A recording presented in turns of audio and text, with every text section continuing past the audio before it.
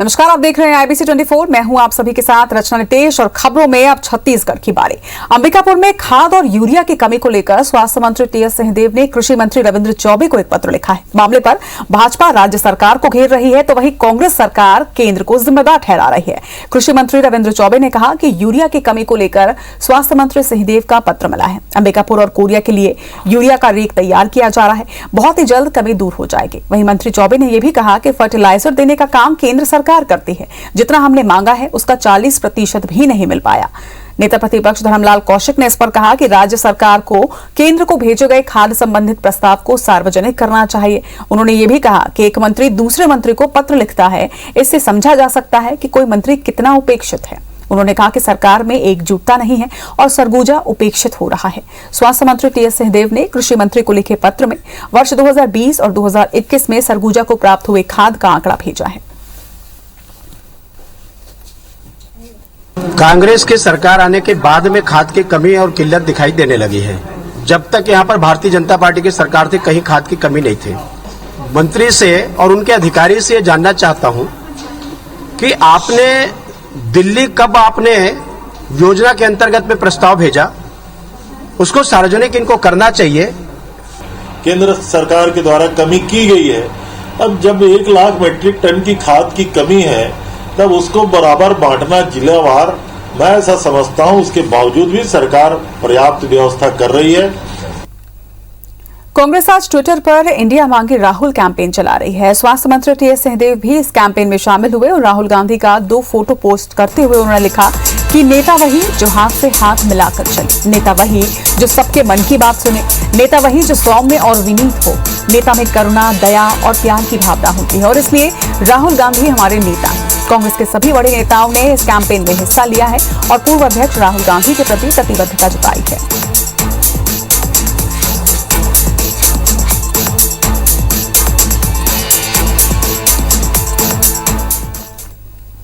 इधर बीजेपी के अनुसूचित जाति मोर्चा के राष्ट्रीय अध्यक्ष लाल सिंह आर्य ने आज प्रेस कॉन्फ्रेंस में छत्तीसगढ़ सरकार पर कई आरोप लगाए। उन्होंने कहा कि छत्तीसगढ़ में कांग्रेस सरकार दलित विरोधी है। सरकार ने गुरु घासीदास शोध पीठ पर ताला जड़ दिया है। वहीं उन्होंने ये भी कहा कि राज्य में एससी वर्ग के लोगों पर अत्याचार हो रहा है, लेकिन मामले पर पुलिस त्वरित कार्रवाई नहीं कर रही। वहीं भाजपा संगठन के राष्ट्रीय पदाधिकारियों के छत्तीसगढ़ दौरे पर कैबिनेट मंत्री रविंद्र चौबे ने तंज कसा। चौबे ने कहा कि बीजेपी के राष्ट्रीय पदाधिकारी छत्तीसगढ़ के बीजेपी नेताओं को प्रताड़ित करने आते हैं। गुरु घासीदास के नाम से जो शोध पीठ का गठन डॉक्टर रमन सिंह जी ने किया था, भूपेश सरकार जी ने सरकार ने वो ताला जड़ दिया उस पर। मर्डर, मारपीट ये लगातार हो रहे हैं। ऐसे अपराधियों को कहीं ना कहीं कांग्रेस की सरकारों पर संरक्षण भी मिल रहा है। भाजपा के राज्यसभा सांसद और पूर्व मंत्री रामविचार नेताम ने राज्य की कांग्रेस सरकार पर जमकर निशाना साधा। नेताम ने बिलासपुर में कहा कि पूरे प्रदेश में हाहाकार मचा हुआ है, आम जनता का कहीं कोई काम नहीं हो रहा, कहीं काम हो भी रहा है तो केवल कांग्रेस नेताओं का। अगर कोई काम दिखाई दे रहा है तो वो केवल रेत का है। रेत माफिया नदी नदी नाले नाले घूम रहे हैं और नदियों का अस्तित्व ही समापन की ओर है। जबरिया लोगों की जमीन पर कब्जा किया जा रहा है। प्रदेश में ऐसी ही स्थिति शराब को लेकर भी है। वहीं सरकार ही शराब माफिया का काम करने में लगी हुई है। नेताम ने यह भी कहा कि सरकार की नीयत ठीक नहीं है, इसलिए अब तक स्कूल, ऑफिस, भवनों की तस्वीर नहीं बदली। वहीं भाजपा सरकार के समय बने आवास, ऑफिस, स्कूल अब जर्जर होने लगे हैं। बिजली, पानी, शौचालय तक की स्कूलों में व्यवस्था नहीं की गई है। केंद्र के फंड का बंदरबाट किया जा रहा है। नेताम ने बस्तर के हालात पर भी कहा कि सरकार को तत्काल दोषियों पर कार्रवाई करनी चाहिए।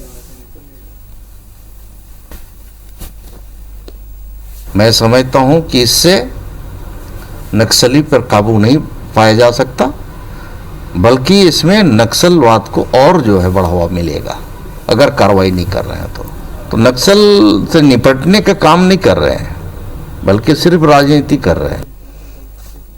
बस्तर में बीजेपी और कांग्रेस के बीच जुबानी जंग तेज हो गई है। पूर्व सांसद दिनेश कश्यप ने कहा था कि सरकार इस कदर भ्रष्टाचार और खराब काम कर रही है कि छत्तीसगढ़ में दोबारा कांग्रेस की सरकार नहीं बनेगी और अगर ऐसा होता है तो वो अपना कान कटवा लेंगे। बीजेपी ने दीपक बैस पर अभद्र भाषा के इस्तेमाल का आरोप भी लगाया। वहीं आपको ये भी बता दें कि कांग्रेस और बीजेपी दोनों पार्टी के पदाधिकारी लगातार बस्तर के दौरे में हैं और एक दूसरे पर वार पलटवार की सियासत कर रहे हैं।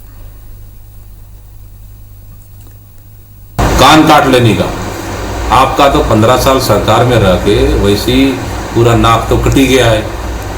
भाई मंत्री, भाई सांसद, पूरी 15 साल सरकार में 15 सीट नहीं आया।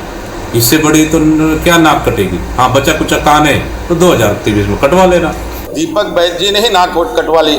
2.5 साल में वो अपने क्षेत्र में पूरे संभाग में कहीं कोई विकास का काम नहीं करा पाए, यहाँ के भ्रष्टाचार को नहीं रोक पाए, लोगों को कोई सुविधा न दिला पाए, तो उसमें मैं समझता हूँ दीपक बैद जी की ही नाक कटी है।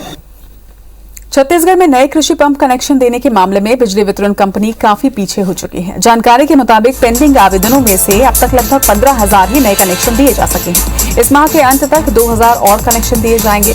मुख्यमंत्री भूपेश बघेल ने राज्य में इस साल लगभग 35,000 नए कृषि पंप कनेक्शन देने की घोषणा की थी और खरीफ सीजन के पहले लक्ष्य पूरा करने के भी निर्देश बिजली वितरण कंपनी ने अपने अधिकारियों को दिए थे। इसके लिए टेंडर की प्रक्रिया भी समय पर शुरू कर दी गई, लेकिन लॉकडाउन की वजह से इस काम में देरी हुई।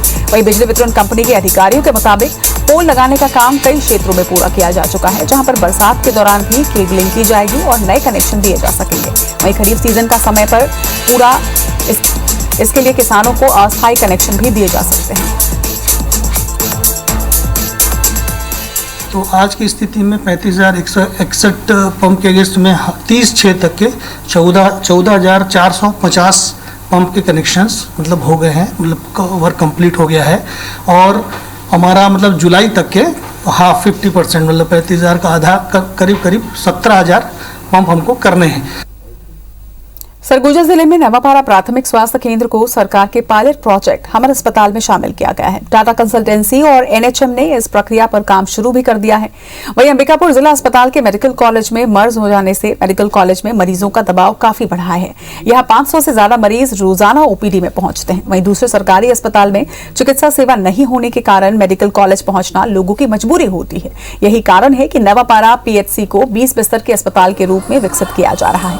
यही नहीं, आधुनिक तरीके को अपनाते हुए यहां पेपरलेस वर्क किया जाएगा, जिससे मरीज को पर्ची के बदले यूनिक आईडी भी दी जाएगी, जिसके जरिए वो अपनी हिस्ट्री सुरक्षित रख सकेगा।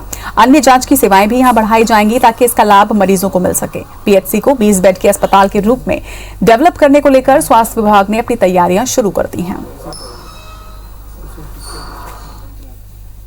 उसको अपग्रेड करके हमर अस्पताल योजना के अंतर्गत उसको पूरी तरीके से एक नवीन स्ट्रक्चर बनाया जा रहा है, जिसमें कई तरह की उसमें सेवाएं प्रदान की जाएंगी। उसमें यह भी रहेगा कि जो पेपरलेस सेवाएं हैं वो हम लोगों को देंगे। इसका पूरा संचालन अपने एनएचएम और टाटा ट्रस्ट के माध्यम से होगा। अंबिकापुर मेडिकल कॉलेज में पीएम रिपोर्ट के बदले 50,000 रुपए की मांग करने वाले चिकित्सक की संधि समाप्त कर दी गई है। हालांकि मेडिकल कॉलेज के डीन का ये कहना है कि डॉक्टर की संविदा अवधि समाप्त हो रही थी, उसे बढ़ाया नहीं गया है, जबकि शिकायत के मामले में जांच जारी है। दरअसल रिश्वत लेने के मामले में पीड़ित परिजनों से चतुर्थ वर्ग कर्मी को पैसे देने का वीडियो भी वायरल हुआ था। जांच में कर्मचारी ने डॉक्टर के कहने पर रिश्वत लेने की बात को भी स्वीकार किया। वहीं जांच रिपोर्ट आते ही डॉक्टर की संविदा भी समाप्त कर दी गई है। ऐसे में यह माना जा रहा है कि रिश्वत मांगने के आरोप में ही यह कार्रवाई की गई। गौरला जनपद पंचायत सीईओ संजय शर्मा का अनोखा फरमान सामने आया। दरअसल उन्होंने शिक्षकों की ड्यूटी खाद बांटने में लगा दी है। गौरला ब्लॉक में पदस्थ 4 सहायक शिक्षकों को खाद बिक्री केंद्रों में ड्यूटी करने के लिए कहा गया। शिक्षक तेजेश्वर सिंह को लालपुर, मोहन रजक को खोंडरे, शिवपाल सिंह को धनौली और विवेक शर्मा को गौरेला में खाद बिक्री के काम में संलग्न करने का आदेश जारी किया गया है। हालांकि पहले से ही शिक्षक पढ़ाने के काम के अलावा कोविड नियंत्रण केंद्र में भी अपनी सेवाएं दे रहे हैं। ऐसे में टीचर्स ने अब खाद बिक्री के काम में लगाए जाने के आदेश के बाद मोर्चा खोल दिया है।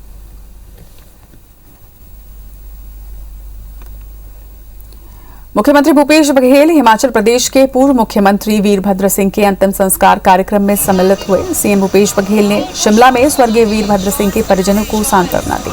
इस दौरान देश के कई बड़े कांग्रेसी नेता भी मौजूद रहे। कांग्रेस ने मुख्यमंत्री भूपेश बघेल, पवन बंसल और आनंद शर्मा को सोनिया गांधी के प्रतिनिधि के रूप में शिमला जाने के निर्देश दिए थे, जिसके बाद मुख्यमंत्री भूपेश बघेल शुक्रवार को रवाना हुए थे। मुख्यमंत्री भूपेश बघेल शिमला से आज शाम दिल्ली लौट गए और रविवार को दिल्ली से रायपुर लौटेंगे।